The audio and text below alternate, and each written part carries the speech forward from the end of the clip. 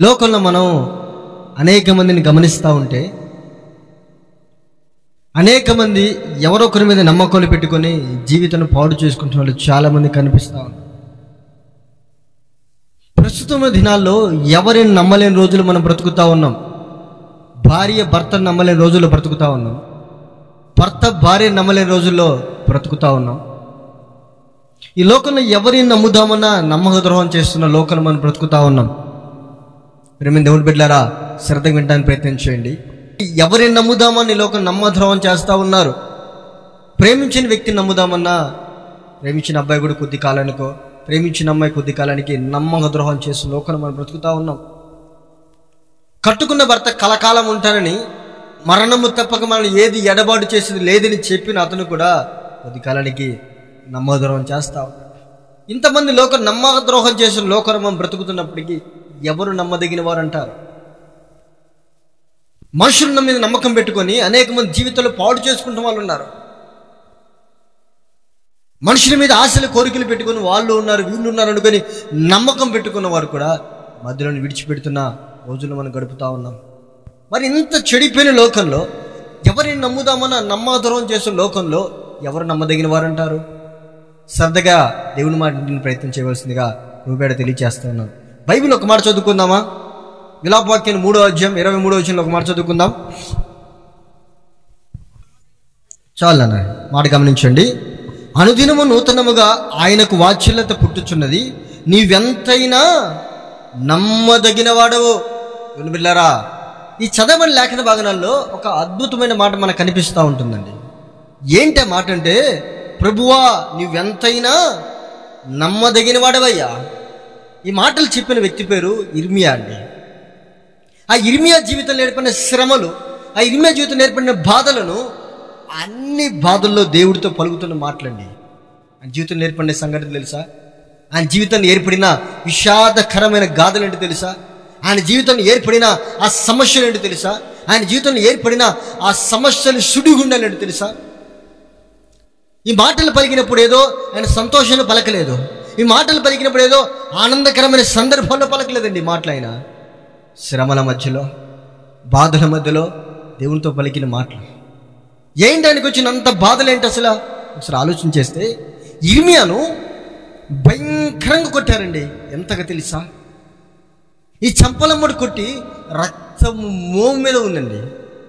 ఈ చంపలమ్మడు కొట్టి ఈ చంపలన్నీ రక్తమయమైపోయాయి. నోట్లోంచి మాట్లాడుతున్న రక్తం గారిపోతా ఉంది. ఎముకలు ఇరిగిపోయాయి.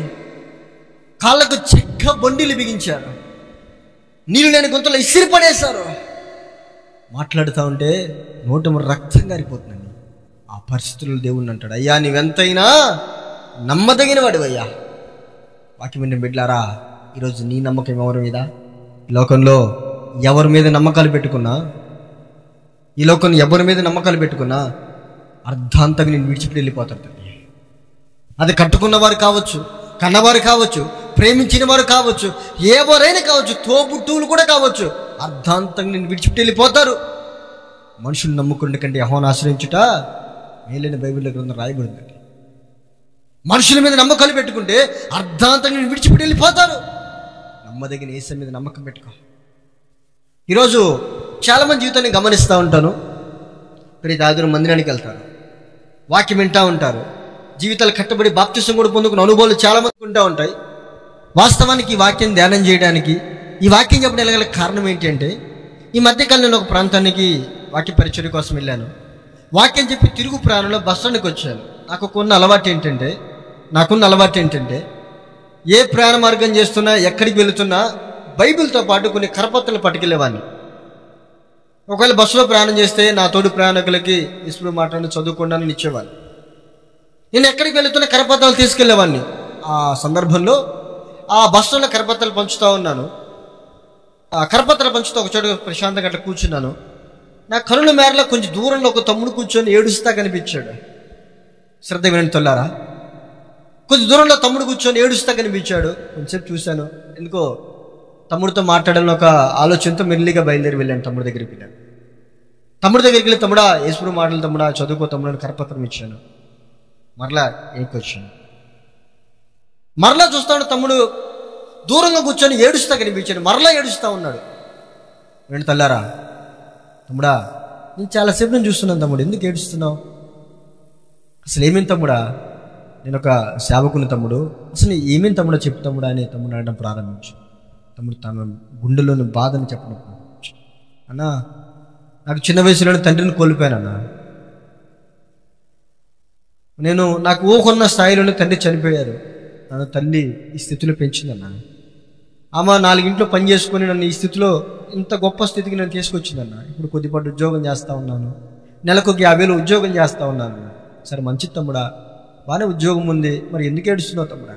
అన్నా 7 సంవత్సరాలు అయిందన్నా మా అమ్మ ముఖం చూడక. 7 సంవత్సరాలు అయిందన్నా నేను మా ఇంటికి వెళ్ళక. ఏం తమ్ముడు అసలు ఏమేం తమ్ముడా అంటే తన బాధను చెప్పుకొని ఏడవటం ప్రారంభించు. అప్పుడు ఈ లేఖనం మనకు జ్ఞాపకం వచ్చింది. తమ్ముడా, ఈ లోకంలో తల్లి మరిచినా తండ్రి మరిచినా మర్చిపోయిన దేవుడు ఒక ఆయన ఉన్నాడు తమ్ముడు. ఆయన యేసు ప్రభు. తమ్ముడికి పరిచయం చేశాను. ఇంటికి వచ్చినాక లేఖ బాగా జ్ఞాపకం చేసుకుంటా చదువుతాం ప్రారంభించాను. ఆ మాట చదువుతుంటే తిరుగు ప్రాణంలో ఆ తమ్ముడితో మాట్లాడే తిరుగు ప్రాణంలో నాకు ఒక మాట అనిపించింది. అయ్యా, నిన్ను ఏ హృదయంతో ఆశ్రయించినా, ఏ కష్టాల మధ్య నీ దగ్గరికి వచ్చినా, ఏ శ్రమల మధ్య నిన్ను ఆశ్రయించినా మరి ఆశలు తీర్చగలిగిన వాడివి కదయ్యా. ఒకవేళ తండ్రి మర్చిపోయినా సామాన్యంగా తల్లి మర్చిపోదు. తనకి ఎంతమంది బిడ్డలున్నా సామాన్యంగా తల్లి మర్చిపోదు. ఒకవేళ తండ్రి మర్చిపోయాడన్నా తనకున్న పనుల వలన, తనకున్న ఆ బాధ్యతల వల్ల తండ్రి మర్చిపోవచ్చేమో, కానీ తల్లి ఎట్లా మర్చిపోతాయా? కానీ వీళ్ళందరూ మర్చిపోయినా నువ్వు మర్చిపోని దేవుడు అయ్యా. జ్ఞాపకం వచ్చేసింది.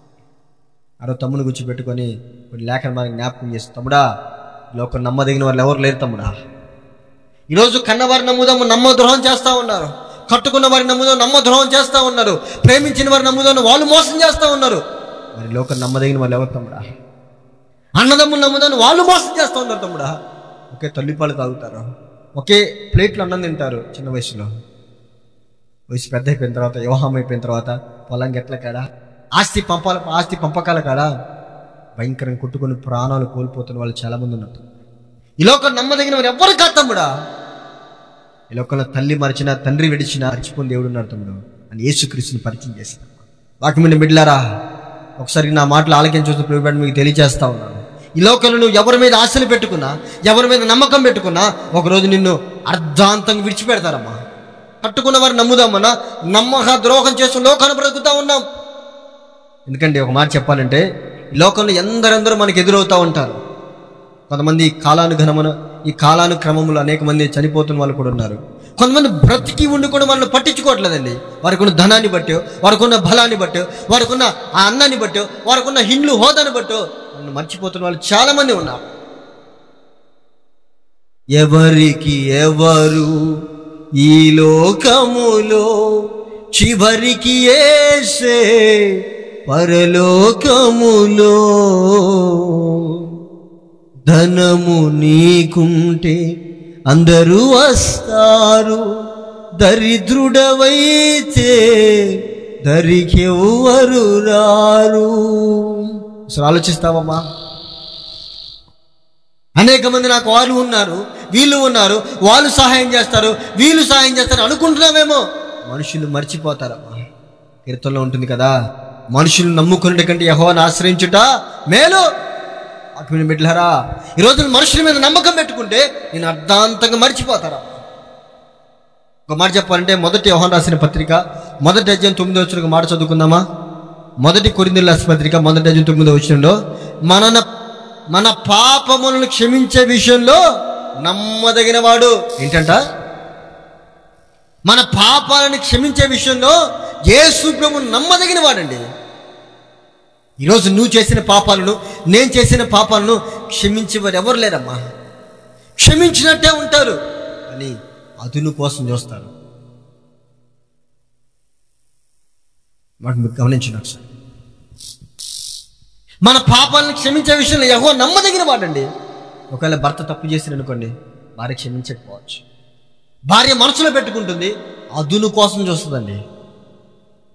వాడి జీవితాన్ని అర్థంతంగా పాడు చేస్తుంది. నువ్వు చేసిన తప్పులేంటో, భర్త చేసిన తప్పులేంటో, భార్య చేసిన తప్పులేంటో క్షమించకపోవచ్చు. ఎవరు క్షమించినట్టే ఉంటారు, మనసులో పెట్టుకుంటారు, అదును కోసం చూస్తారు. ఒక రోజున నేను జీవితాన్ని పాడు చేస్తారు.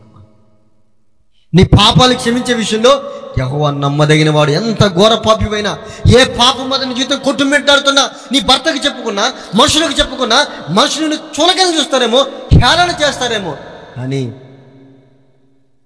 పాపాలను క్షమించే విషయం యేసు నమ్మదగిన వాడు. ఒక పాపాత్మురాలైన స్త్రీని అందరు రాళ్లతో కొడతా ఉన్నారు.